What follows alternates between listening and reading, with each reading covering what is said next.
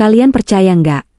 Kalau aku pernah nikah siri sama pria Turki umur 50 tahun hanya demi emas batangan?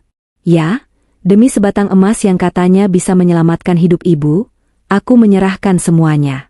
Tapi malam pertama, ternyata rasanya nggak seperti yang aku bayangkan. Terima kasih yang sudah subscribe. Semoga dimudahkan segala urusannya dan dikabulkan semua hajatnya. Amin. Namaku Aliana. Aku 24 tahun. Sejak kecil hidupku tak pernah mudah. Tapi aku percaya satu hal. Sekeras apapun hidup menampar, aku tetap harus berdiri. Tapi entah mengapa, kali ini rasanya berbeda. Lebih berat. Lebih menyakitkan. Mungkin karena tamparannya bukan hanya menyakitiku, tapi juga orang yang paling aku sayangi, ibuku. Sejak ayah meninggal 2 tahun lalu karena serangan jantung, ibulah satu-satunya yang kumiliki. Beliau jatuh sakit karena tekanan darah tinggi yang berlarut-larut, hingga menyebabkan gagal ginjal. Setiap minggu harus cuci darah. Biayanya? Jangan tanya. Tabungan kami habis, perhiasan peninggalan ibu sudah lama digadaikan, dan rumah kecil peninggalan ayah hampir dijual. Aku bekerja apa saja yang bisa. Pernah jadi kasir, penjaga stand makanan, admin online shop, sampai sempat bantu-bantu jadi pemandu tamu hotel saat event besar. Tapi uang yang kukumpulkan selalu kalah cepat dengan biaya rumah sakit yang membengkak. Puncaknya terjadi ketika dokter bilang, ibu harus segera operasi. Kalau ditunda, bisa fatal. Aku duduk di depan ruang dokter dengan tangan gemetar. Mata ibu yang dulu cerah kini mulai redup. Tapi beliau masih sempat tersenyum padaku dan bilang, "Gak apa-apa, nak. Kita pasti bisa cari jalan." Tapi, dari mana? Aku bahkan sudah menghubungi semua kenalan dan saudara. Jawabannya sama, "Maaf, aku juga lagi susah." Malam itu, aku duduk di mushola kecil dekat rumah. Tangisku pecah. Aku tumpahkan semua rasa kecewa ke sajadah. Ya Allah, tunjukkan jalannya. Aku ikhlas kalau harus lelah, asal ibu sembuh. Saat itulah pesan dari seseorang masuk ke ponselku. Mbak Nia. Teman lama saat aku kerja event hotel. Kami tak pernah terlalu dekat. Tapi ia pernah bilang aku perempuan tangguh. Pesannya singkat tapi membuat jantungku berdetak cepat. "Lia, aku ada tawaran buat kamu. Bisa dapat emas batangan senilai 1,5 miliar. Tapi syaratnya, kamu harus nikah siri. Cuma setahun, sama pria Turki. Umurnya 50 tahun. Kamu pikirkan baik-baik ya." Aku bengong. Tangan yang tadi menengadah langsung lemas. Nikah siri? Dengan pria asing? Demi emas batangan? Pikiranku kacau. Tapi bagian yang paling menyakitkan bukan tawarannya, melainkan kenyataan bahwa aku sempat mempertimbangkannya.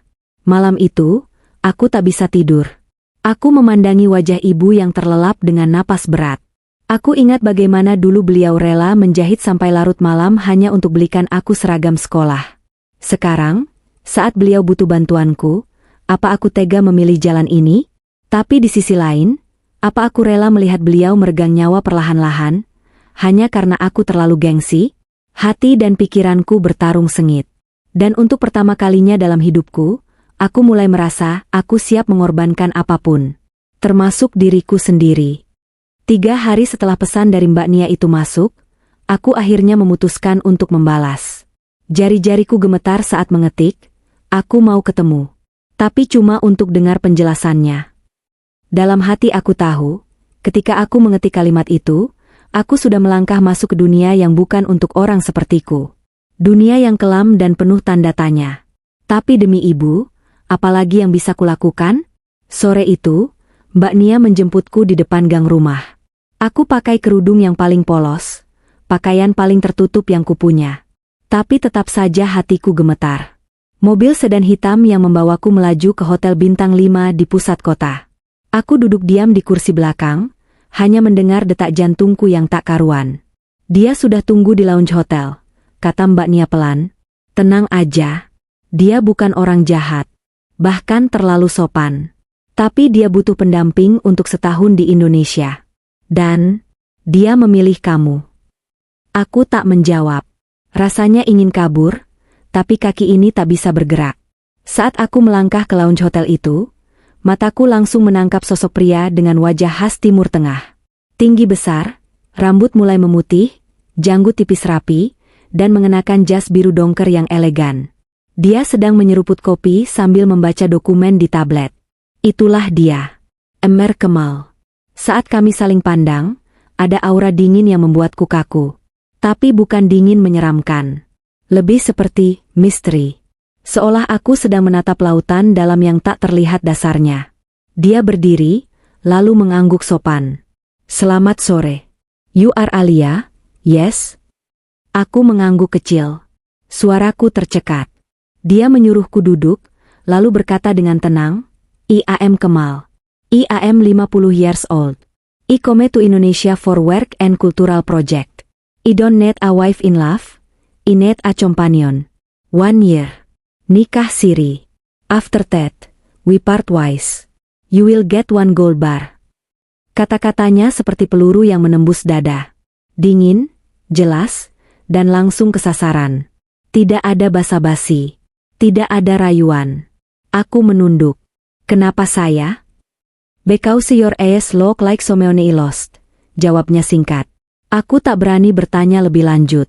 Pertemuan kami hanya berlangsung 30 menit. Setelah itu, aku pulang dengan kepala pusing. Tapi sesampainya di rumah, aku melihat ibu tertidur dengan tangan penuh jarum infus. Wajahnya pucat. Dan di situ aku sadar, tak ada waktu untuk idealisme. Tak ada ruang untuk mimpi indah. Hidup menuntut keputusan nyata. Besok paginya, aku bilang ke Mbak Nia, aku terima. Tapi, aku ingin nikahnya sah secara agama. Biar nggak sepenuhnya hina di mata Tuhan. Dan 3 hari kemudian, aku sah menjadi istri siri pria Turki berumur 50 tahun. Aku masih ingat betul bagaimana rasanya malam itu. Tanganku gemetar saat membuka pintu kamar hotel tempat kami akan menginap setelah akad. Langkah kakiku seperti ditarik-tarik oleh rasa takut dan malu yang tak bisa kutolak. Satu-satunya yang bisa kutahan hanya air mata, jangan sampai jatuh di depan dia. Ruangannya luas. Lantai kayu mengkilap, ranjang king size dengan tirai lembut berwarna krem, lampu kuning yang temaram menciptakan suasana hangat tapi asing. Di meja dekat jendela, ada satu kotak kecil dari kayu ukir. Di dalamnya, benar, emas batangan. Panjang, padat, mengkilap. Nilainya bisa menyelamatkan hidup ibu. Tapi saat itu aku tidak bisa memandang emas itu terlalu lama. Karena nyatanya, harga dari logam mulia itu adalah aku. Kemal berjalan lebih dulu masuk kamar. Ia membuka jasnya dan meletakkannya di gantungan. Lalu duduk di sofa dan mulai membuka sebuah buku kecil. Aku mencuri pandang, ternyata Al-Quran terjemahan Turki. Aku hanya bisa menatap dari jauh. Dalam hati, aku sudah pasrah. Jika malam ini dia menyentuhku, aku tidak bisa lari. Aku sudah menyetujuinya, bahkan jika dengan hati separuh mati. Tapi, detik demi detik berlalu, ia tak kunjung menghampiriku. Ia hanya duduk di sana, membaca. Tenang. Sunyi. Akhirnya, aku memberanikan diri untuk bertanya pelan. Apakah saya harus melakukan sesuatu? Kemal menutup Qurannya perlahan. Menatapku dalam. Lalu dengan suara berat, ia berkata, "No more. You don't owe me anything tonight." Aku terdiam. Tak percaya dengan yang baru kudengar. Ia lanjut bicara, "I know you did come to me because of love. I don't want to take what is not given willingly. You are not mine to own. You are here to help your mother, right?" Aku hanya bisa mengangguk pelan. Bibirku gemetar, tapi tak ada suara yang keluar. Kemal berdiri, mengambil satu bantal dan selimut dari lemari, lalu membentangkannya di sofa. Ia menatapku sekali lagi, lalu berkata, "You take the bed. Rest. You've had a long day." Dan begitu saja, malam pertamaku berlalu tanpa apa-apa. Tanpa ciuman. Tanpa pelukan. Tanpa genggaman tangan. Tapi justru itulah yang membuat hatiku gemetar. Aku meringkuk di bawah selimut mewah dengan dada sesak. Bukan karena takut, tapi karena campuran rasa lega dan bingung. Tak pernah kupikirkan bahwa malam pertama bisa seasing dan sesunyi ini. Aku ingin menangis. Tapi kali ini, bukan karena terpaksa. Melainkan karena entah kenapa, aku merasa dilindungi. Dan itu jauh lebih menyakitkan daripada jika dia langsung memperlakukanku seperti boneka. Malam itu, sebelum tidur, aku memandangi emas batangan di meja. Cahaya lampu menari-nari di permukaannya. Tapi kilau logam itu tak bisa menandingi satu hal yang lebih berharga. Harga diriku yang ternyata belum sepenuhnya hancur. Hari-hari setelah malam itu berjalan pelan tapi penuh gejolak batin. Kami kini tinggal di apartemen yang disewa Mr. Kemal di kawasan elit Jakarta Selatan. Apartemen itu mewah, jauh dari dunia yang biasa aku kenal. Kamar tidurku lebih besar dari ruang tamu di rumahku. Kamar mandinya seperti milik hotel bintang 5. Tapi entah kenapa, aku tak pernah merasa benar-benar tinggal di dalamnya. Rasanya seperti menumpang di kehidupan orang lain. Kami hidup seperti dua orang asing yang saling menghormati. Setiap pagi, Kemal bangun sebelum subuh. Ia akan berwudu, lalu salat di ruang tengah, memakai sajadah bermotif Turki yang selalu ia gelar rapi. Kadang aku mengintip dari balik pintu, melihat wajahnya khusyuk, suaranya lirih saat membaca doa. Setelah itu, ia akan membuat kopi sendiri dan membaca buku-buku berbahasa Inggris atau Arab. Aku bahkan tak tahu apa yang ia kerjakan sebenarnya. Hanya dengar dari Mbak Nia bahwa ia mengurus proyek budaya antara pemerintah Turki dan Indonesia. Setiap hari, ia meninggalkan apartemen jam 9 pagi, lalu kembali sebelum maghrib. Kami hampir tidak pernah makan bersama, kecuali sesekali saat ia membawakan kebab atau roti pipih dari restoran Turki favoritnya. Di waktu-waktu itu, kami duduk berseberangan di meja makan, hanya berbicara seperlunya. Tapi anehnya, tidak pernah terasa tegang. Seperti dua orang asing yang sama-sama lelah, tapi tak ingin saling menyakiti. Tapi diam-diam, aku mulai memerhatikannya. Ia sangat rapi, tidak pernah meninggalkan bekas makanan di meja, tidak pernah meninggikan suara. Bahkan saat sepatu kulitnya yang mahal kotor oleh hujan, ia mencucinya sendiri. Ia menyetrika bajunya, menyimpan dokumen di map yang berlabel. Semua itu justru membuatku merasa kecil. Aku hanya gadis kampung dengan luka hidup yang belum sembuh. Tapi kini tinggal serumah dengan pria asing yang tampak begitu tenang dan teratur. Setiap malam aku menelepon ibu. Mendengar suaranya yang mulai membaik adalah satu-satunya semangatku. Saat ku bilang kalau uang operasi sudah siap, ibu menangis di seberang telepon. "Kamu dapat dari mana, nak?" tanyanya. Aku hanya menjawab, "Ada orang baik yang bantu, Bu. Doakan aku sehat, ya." Namun, meskipun raga ibu perlahan sembuh, batinku sendiri semakin sakit. Aku sering menangis diam-diam di kamar. Bukan karena disakiti, tapi justru karena diperlakukan terlalu baik. Perasaan itu membingungkan. Aku tahu ini hanya pernikahan kontrak. Tapi mengapa hatiku mulai ingin tahu lebih banyak tentang dia? Mengapa aku mulai ingin duduk lebih lama saat kami makan bersama? Dan yang paling membuatku takut, mengapa aku ingin dia memandangku bukan sebagai kontrak, tapi sebagai perempuan? Aku tak tahu jawabannya. Tapi malam demi malam, detak jantungku mulai berbeda saat mendengar suara langkah kakinya di lorong. Aku mulai takut bukan karena dia, tapi karena diriku sendiri. Ada satu malam yang mengubah segalanya. Malam itu hujan deras mengguyur kota. Kemal pulang lebih larut dari biasanya. Jas hujannya basah kuyup, rambutnya lepek, dan mata lelahnya tampak lebih dalam dari biasanya. Tapi meski begitu, dia tetap menyapaku dengan anggukan kecil dan langsung menuju kamarnya. Entah dorongan dari mana, aku tiba-tiba berdiri dari kursi dan berjalan pelan ke arahnya. Jantungku berdebar, kaki terasa berat, tapi lidahku akhirnya berani bersuara. "Boleh aku tanya sesuatu?" kataku pelan. Kemal berhenti membuka dasinya.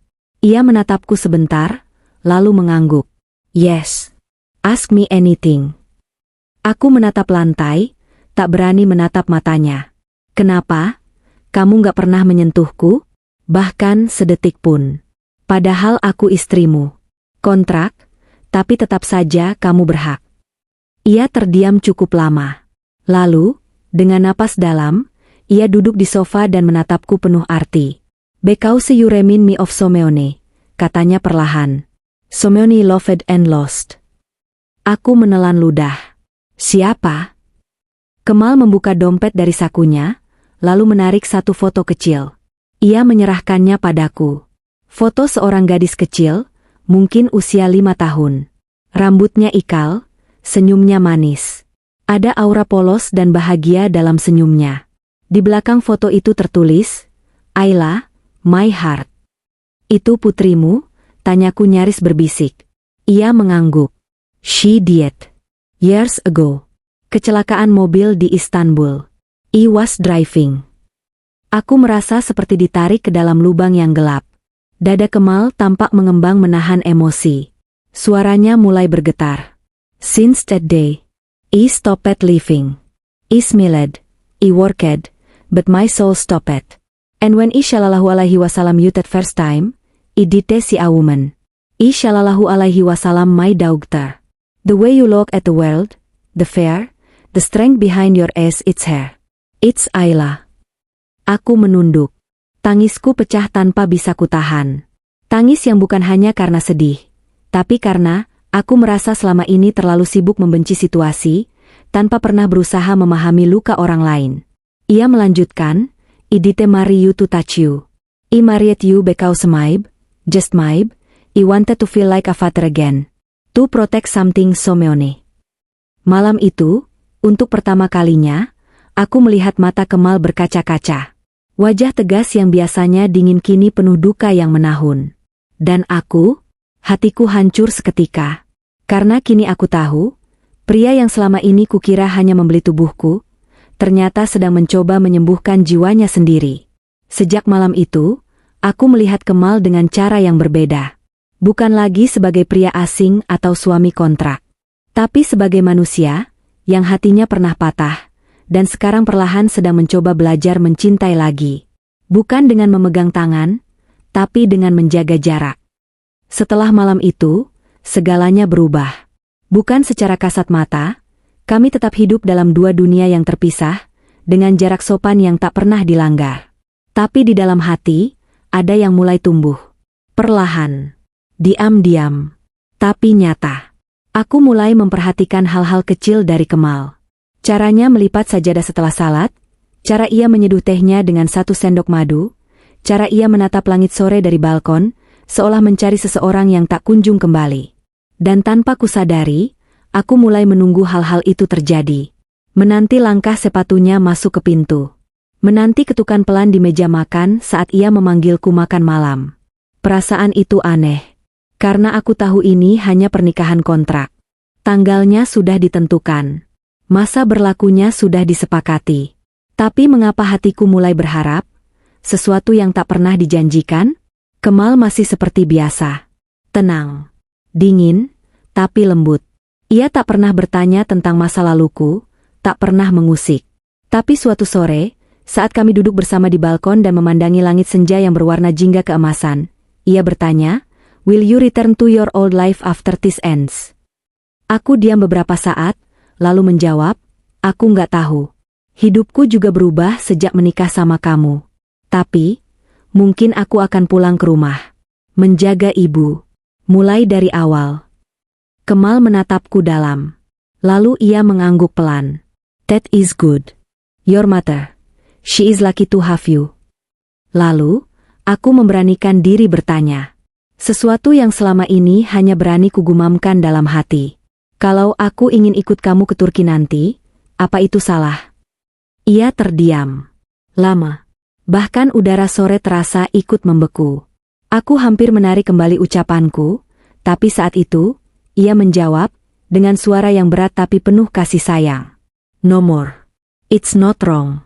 But you still have a life here. A future. A mother who needs you. Don't follow Someone who is still broken inside." Jawaban itu seperti hujan deras yang jatuh di tengah gurun. Menyakitkan, tapi jujur. Dan justru karena kejujuran itulah aku menangis diam-diam malam itu. Aku sadar, mungkin aku mulai mencintainya. Bukan karena dia menyelamatkanku, tapi karena cara dia memperlakukanku, seperti manusia. Bukan barang, bukan boneka, tapi manusia yang utuh. Dengan luka, dengan pilihan, dengan kehormatan. Dan mungkin perasaan ini muncul bukan karena cinta yang ingin memiliki, tapi karena aku ingin melihatnya utuh kembali. Karena siapapun tahu, Tidak ada yang bisa menyentuh hati seseorang sedalam seseorang yang juga pernah hancur. Waktu berjalan seperti air yang mengalir pelan tapi tak pernah berhenti. Sebelum aku menyadarinya, bulan ke-10 telah berlalu. Hari-hari yang dulu terasa canggung kini terasa terlalu cepat. Dan ketika hari ke-365 mendekat, aku mulai merasakan perih yang menakutkan. Aku tak siap kehilangan. Kemal telah mengemas sebagian barangnya. Tiket kembali ke Istanbul sudah dipesan. Aku melihat koper besarnya berdiri di pojok ruang tamu, seperti ancaman yang diam tapi pasti. Dan setiap aku menatap benda itu, ada sesuatu di dalam diriku yang perlahan hancur. Bukan karena aku akan ditinggal, tapi karena untuk pertama kalinya dalam hidup, aku merasa berarti di mata seseorang dan orang itu akan pergi. 3 hari sebelum keberangkatannya, ia mengajakku makan malam di restoran Turki kecil di Jakarta Selatan. Tempat itu sederhana, tapi hangat. Lampu gantung temaram, bau roti panggang dan rempah khas Turki memenuhi udara. Kami duduk di pojok ruangan, seperti 2 orang yang tahu bahwa malam itu akan menjadi kenangan terakhir. "Do you regret it?" tanyanya saat makanan datang. Aku menggeleng. Tidak. Sama sekali tidak. Kalau bukan karena kamu, ibu mungkin tidak akan bertahan. Dan aku, mungkin tidak akan tahu bahwa aku masih punya harga diri. Dia tersenyum tipis, lalu menyodorkan sebuah kotak kecil. For you. Aku membukanya perlahan. Di dalamnya, ada kalung perak mungil dengan liontin berbentuk mata. Mata biru khas Nazar Boncugu, simbol pelindung dari Turki. Tapi yang membuatku tercekat, adalah ukiran kecil di baliknya. Ayla. "Kalung ini dari putrimu?" tanyaku nyaris tak bersuara. Ia mengangguk. "Dulu milik Ayla. Sekarang, aku ingin kamu yang simpan. Kamu mengobati bagian dari luka yang selama ini aku pikir tak bisa sembuh." Aku tak kuasa menahan air mata. Tangisku jatuh, tanpa malu, tanpa suara. Dan saat dia menyentuh kepalaku pelan, seperti seorang ayah membelai anaknya, aku tahu perasaan ini bukan lagi tentang cinta yang buta, tapi tentang rasa saling menyembuhkan. 3 hari kemudian, aku mengantar Kemal ke bandara. Kami tak banyak bicara. Di depan gate keberangkatan, dia hanya menatapku lama dan berkata, "You are strong, Alia. Much stronger than you know. Promise me, you do live your life fully." Aku mengangguk sambil menggenggam kalung itu erat-erat di telapak tanganku. Lalu dia melangkah pergi, dan aku berdiri di sana, mematung, seperti seseorang yang baru saja kehilangan bagian dari dirinya. Tapi hari itu juga, aku tahu satu hal. Aku bukan perempuan yang sama seperti saat pertama kali menerima tawaran nikah siri itu. Aku bukan gadis putus asa yang menjual diri demi emas. Aku adalah seseorang yang pernah patah, lalu pelan-pelan belajar berdiri lagi, bukan karena diselamatkan, tapi karena diberi ruang untuk menemukan makna hidup yang lebih dalam. Kini, emas batangan itu kusimpan di brankas. Tapi yang benar-benar mengubah hidupku, bukan logam itu, melainkan semua pelajaran dari pria Turki yang datang dalam luka, dan pergi dalam damai. Dan aku akan terus hidup. Dengan kenangan, dengan luka, tapi juga dengan harapan.